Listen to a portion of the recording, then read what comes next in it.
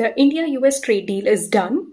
The fine print is not yet public, but new details are emerging every day. We have a fact sheet, a joint statement, we have tweets, ministerial clarifications, but we also have contradictions. So today, let's decode what India-US trade deal actually means, but more importantly, what this deal means for India's economy, farmers, and strategic autonomy. First, the headline numbers. Remember, the US had imposed 25% penalty tariffs on India for buying Russian oil. That penalty tariff is now removed. The remaining 25% tariffs are reportedly being brought down to 18%. So, Indian exporters to the US now face 18% tariffs. This move will benefit sectors like textiles, footwear, plastics, rubber, organic chemicals, and artisanal products. There's even zero duty access for sectors like gems and diamonds, pharma products, smartphones, and aircraft parts. Goldman Sachs estimates that this could add 0.2 percentage points to India's GDP. Sounds great, right? Let's talk about oil because that is where things start getting murky. Trump tweeted that India will stop buying Russian oil and shift to the US and potentially even buy from Venezuela. But here's the catch. There is no official confirmation from India. Nothing in the joint statement, no clarity, no timeline. When asked, the Commerce Minister pointed to External Affairs pointed back, classic. But here's the real question. If we have actually agreed to this, what does it mean for India's strategic autonomy? We already caved to US pressure regarding Iranian oil, remember? Now Russia too. Are we really letting the US decide our energy policy? That's not strategic autonomy, that's surrender. Now agriculture. This is where farmers are getting nervous.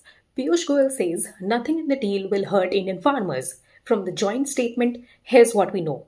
India has agreed to zero or lower tariffs on soybean oil, red sorghum for animal feed, tree nuts, wine, spirits, fresh fruits, and something called DDGs, which is animal feed. The government says, don't worry, we don't produce much of this anyway. And yes, India managed to block imports of grains, corn, whole soybeans, and dairy, which was crucial. But here are the problems. Indian soybean and apple growers might feel the pinch. How much? We don't know. And DDGs, it's made from genetically modified corn, which is banned in India. But we are importing it as animal feed. One school of thought says that it will enter our food chain through chicken, poultry, and eggs, the very thing we were trying to avoid. The Samyukt Kisan Morcha has already announced nationwide protests. They see this as opening up of Indian markets to US agricultural produce, and they're not happy. Another debated point is India's reported intention to buy $500 billion worth of American goods over 5 years. These include information and communication technology, energy products, agriculture, and coal products.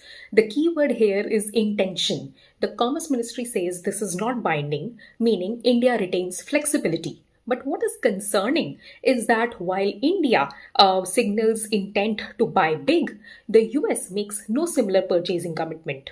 And remember, India is cutting tariffs to near zero on many US products while itself facing 18% tariffs. Before Trump, Indian exporters faced just 2 to 3% tariffs. So is 18% really a win? But the most astounding of all is the latest twist. US just signed a trade deal with Bangladesh.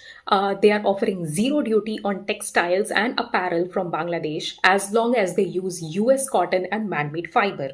This changes everything. Bangladesh exports just became more cheaper and competitive, and this will hurt Indian textile exporters in a big way. And it gets worse. This will also hurt India's cotton yarn exports to Bangladesh, which is one of our top exports to them. So where does all of this leave us? This is something to ponder upon. The talks are expected to move towards a full bilateral trade agreement, but the road ahead is long and tricky.